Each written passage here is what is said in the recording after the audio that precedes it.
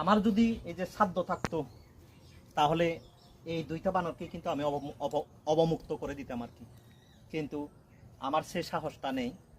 Hello guys, কেমন আছেন সবাই?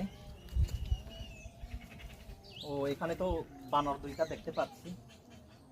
তো মূলত এখানে কিন্তু এদেরকে দেখানোর জন্য আর কি, মানুষরা যাহাতে আনন্দ পায় এগুলো দেখানোর জন্য এখানে বন্দি করে রাখা হয়েছে।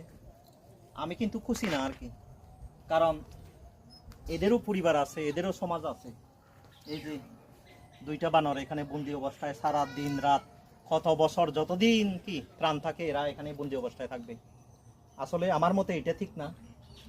আমার যদি এই যে সাধ্য থাকতো তাহলে এই দুইটা বানরকে কিন্তু আমি অবমুক্ত করে দিতাম আর কি, কিন্তু আমার সে সাহসটা নেই বা সে যোগ্যতাটা নেই বলবো আর কি।